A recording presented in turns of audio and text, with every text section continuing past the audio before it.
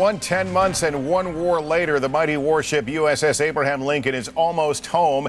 Its mission accomplished, the Lincoln returns as a symbol of America's military success in Operation Iraqi Freedom. And tonight it is the backdrop for a presidential address.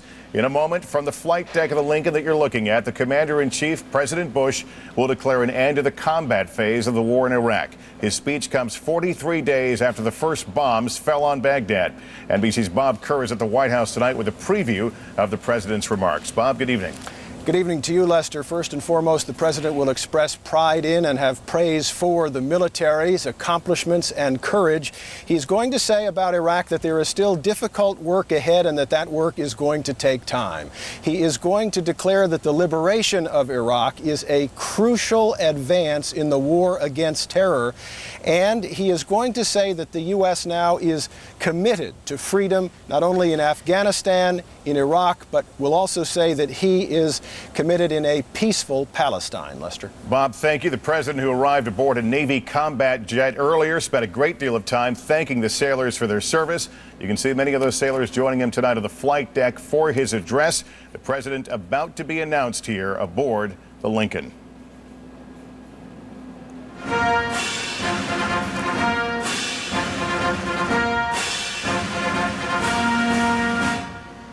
Ladies and gentlemen, the President of the United States.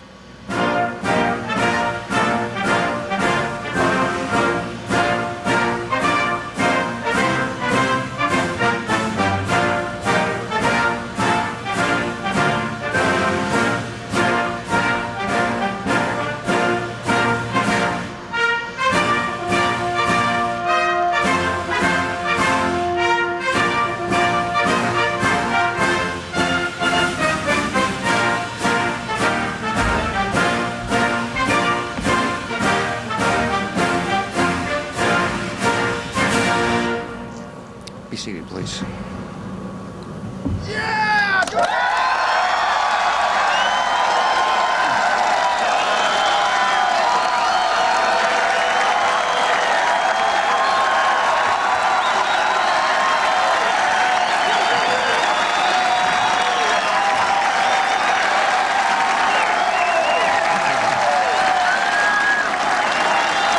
Thank you.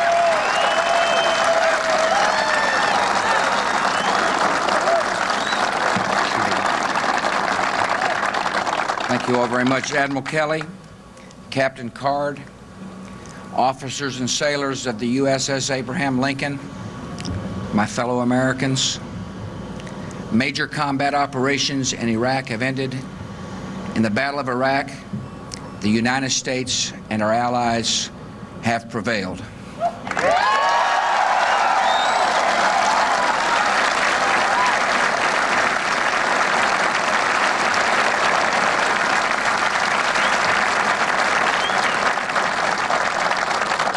And now our coalition is engaged in securing and reconstructing that country.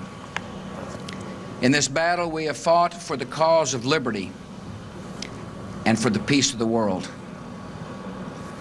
Our nation and our coalition are proud of this accomplishment. Yet it is you, the members of the United States military, who achieved it.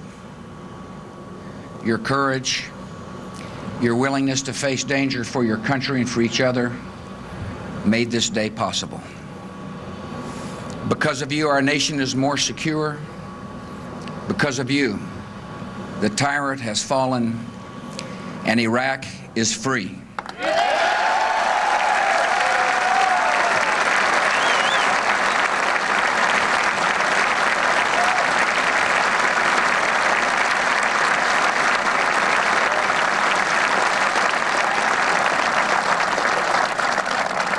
Operation Iraqi Freedom was carried out with a combination of precision and speed and boldness the enemy did not expect and the world had not seen before. From distant bases or ships at sea, we sent planes and missiles that could destroy an enemy division or strike a single bunker. Marines and soldiers charged to Baghdad across 350 miles of hostile ground. In one of the swiftest advances of heavy arms in history, you have shown the world the skill and the might of the American Armed Forces. This nation thanks all the members of our coalition who joined in a noble cause. We thank the armed forces of the United Kingdom, Australia, and Poland, who shared in the hardships of war. We thank all the citizens of Iraq who welcomed our troops and joined in the liberation of their own country.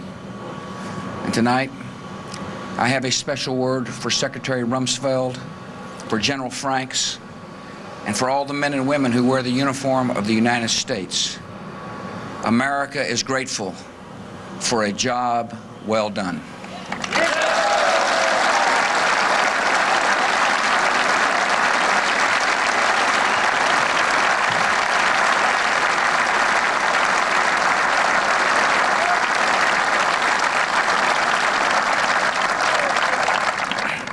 The character of our military through history, the daring of Normandy, the fierce courage of Iwo Jima, the decency and idealism that turned enemies into allies is fully present in this generation.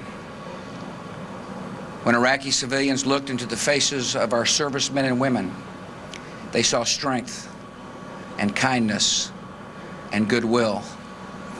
When I look at the members of the United States military, I see the best of our country, and I'm honored to be your Commander-in-Chief.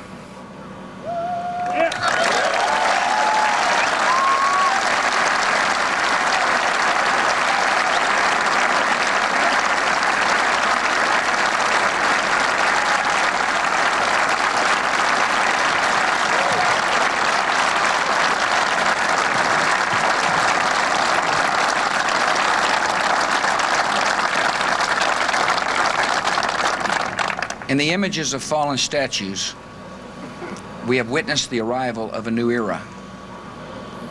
For 100 years of war, culminating in the nuclear age, military technology was designed and deployed to inflict casualties on an ever-growing scale. In defeating Nazi Germany and Imperial Japan, Allied forces destroyed entire cities, while enemy leaders who started the conflict were safe until the final days. Military power was used to end a regime by breaking a nation. Today, we have the greater power to free a nation by breaking a dangerous and aggressive regime. With new tactics and precision weapons, we can achieve military objectives without directing violence against civilians. No device of man can remove the tragedy from war.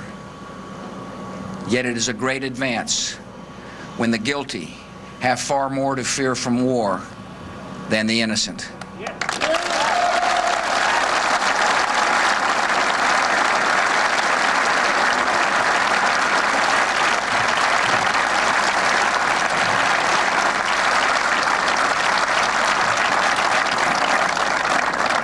In the images of celebrating Iraqis, we have also seen the ageless appeal of human freedom. Decades of lies and intimidation could not make the Iraqi people love their oppressors or desire their own enslavement. Men and women in every culture need liberty like they need food and water and air. Everywhere that freedom arrives, humanity rejoices. And everywhere that freedom stirs, let tyrants fear.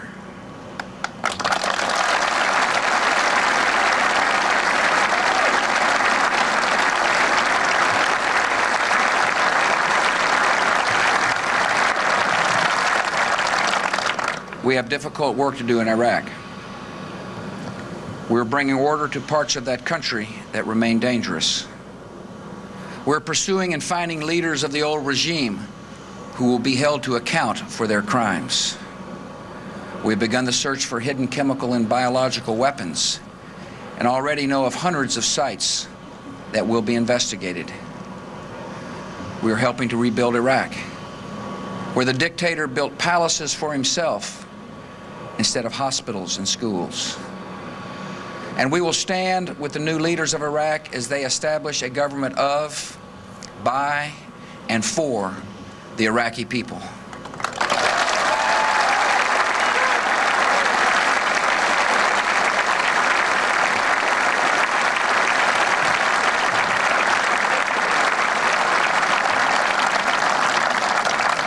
The transition from dictatorship to democracy will take time, but it is worth every effort.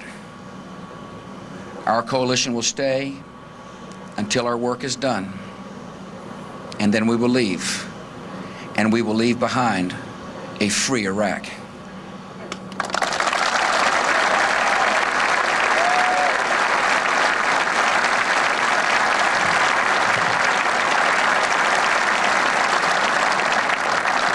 The Battle of Iraq is one victory in a war on terror that began on September the 11th, 2001, and still goes on.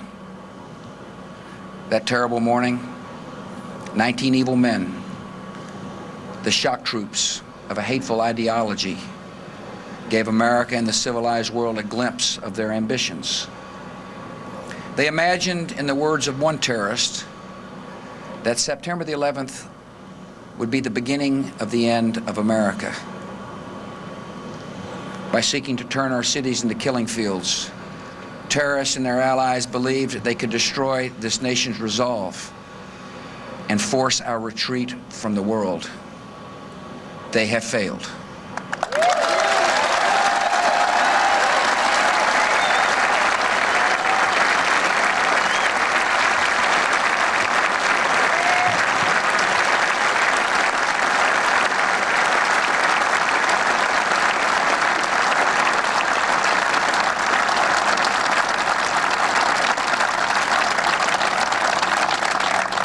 In the Battle of Afghanistan, we destroyed the Taliban, many terrorists, and the camps where they trained. We continue to help the Afghan people lay roads, restore hospitals, and educate all of their children. Yet we also have dangerous work to complete. As I speak, a Special Operations Task Force led by the 82nd Airborne is on the trail of the terrorists and those who seek to undermine the free government of Afghanistan. America and our coalition will finish what we have begun.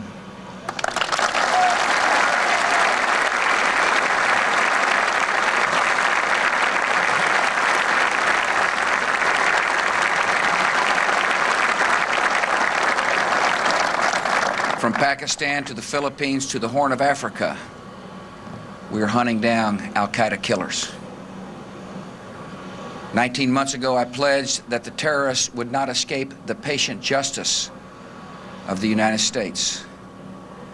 And as of tonight, nearly one-half of al-Qaeda's senior operatives have been captured or killed.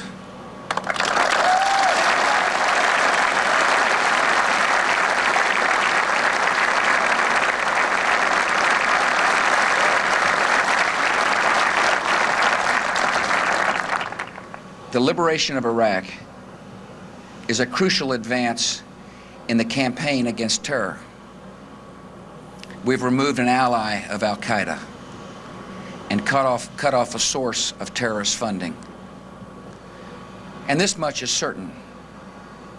No terrorist network will gain weapons of mass destruction from the Iraqi regime, because the regime is no more.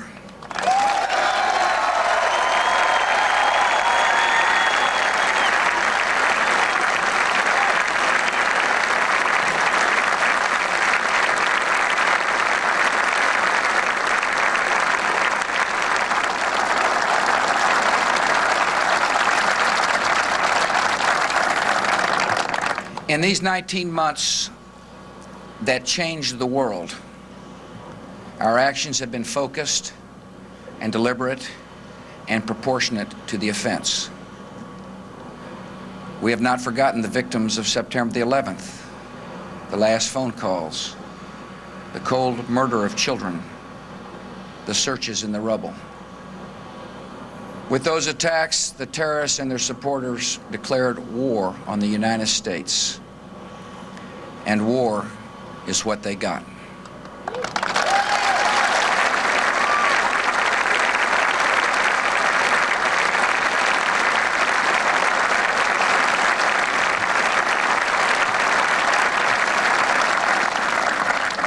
Our war against terror is proceeding according to the principles that I have made clear to all.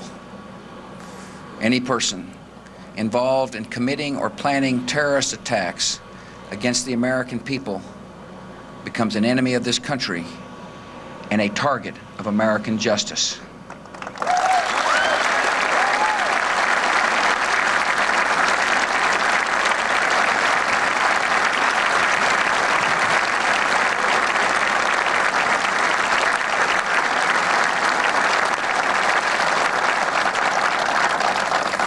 Any person, organization, or government that supports, protects, or harbors terrorists is complicit in the murder of the innocent and equally guilty of terrorist crimes.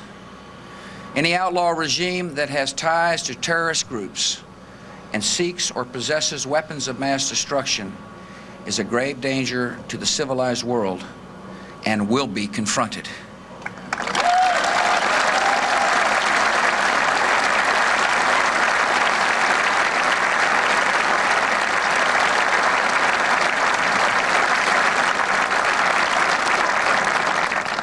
And anyone in the world, including the Arab world, who works and sacrifices for freedom, has a loyal friend in the United States of America.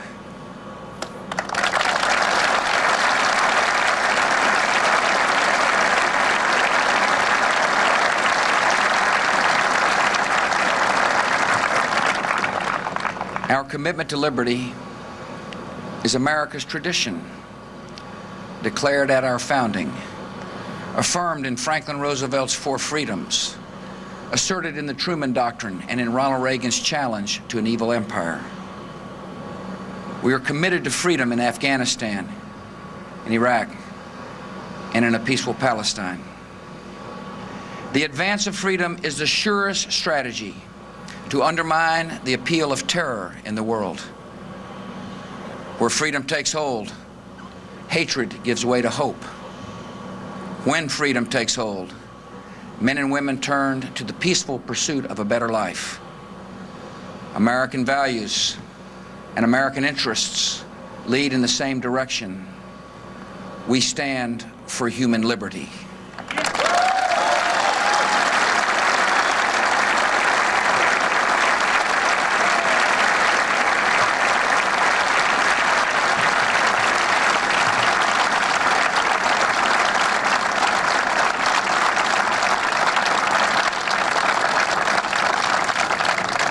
The United States upholds these principles of security and freedom in many ways, with all the tools of diplomacy, law enforcement, intelligence, and finance. We are working with a broad coalition of nations that understand the threat and our shared responsibility to meet it. The use of force has been and remains our last resort. Yet all can know, friend and foe alike, that our nation has a mission. We will answer threats to our security, and we will defend the peace.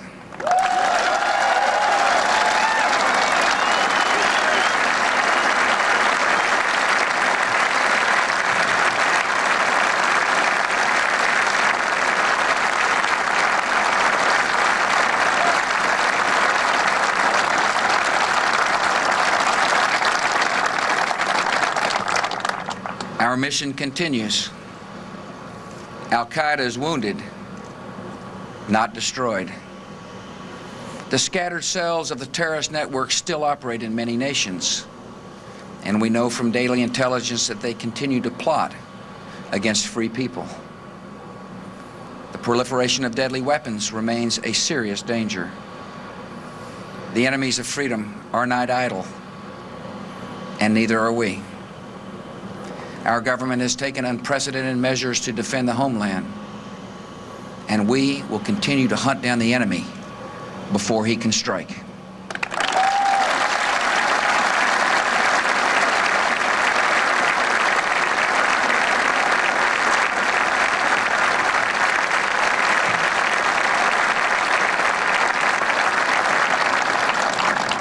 The war on terror is not over, yet it is not endless. We do not know the day of final victory, but we have seen the turning of the tide. No act of the terrorists will change our purpose, or weaken our resolve, or alter their fate. Their cause is lost. Free nations will press on to victory.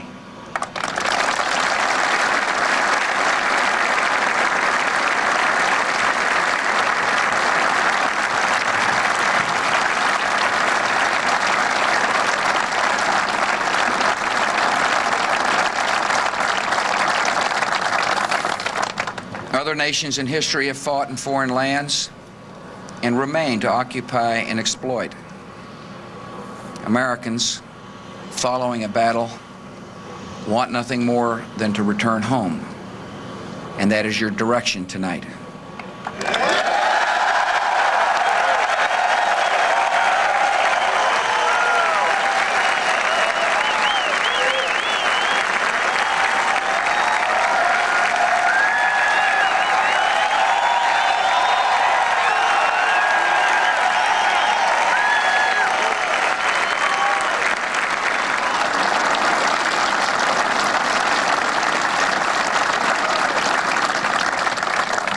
After service in the Afghan and Iraqi theaters of war, after 100,000 miles on the longest carrier deployment in recent history, you are homeward bound.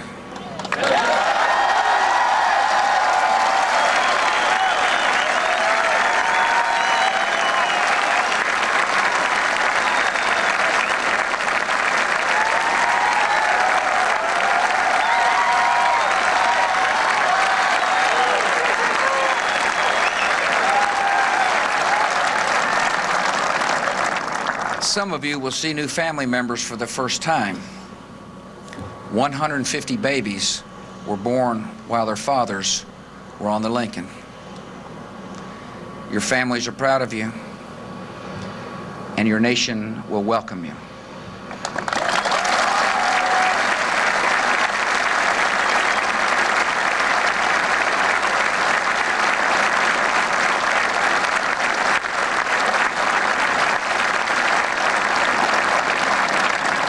We are mindful as well that some good men and women are not making the journey home.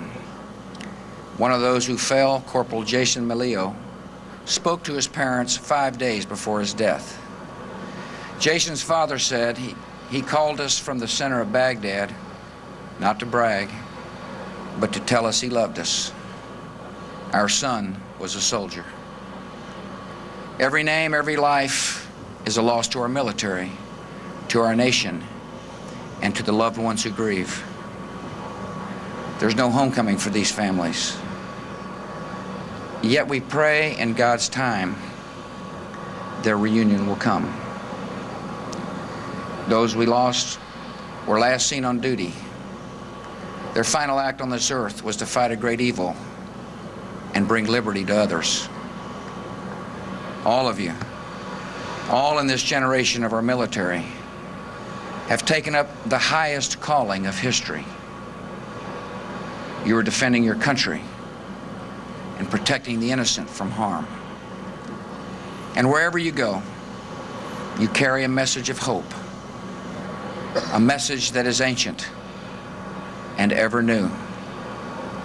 In the words of the prophet Isaiah, to the captives come out, and to those in darkness be free. Thank you for serving our country and our cause. May God bless you all, and may God continue to bless America.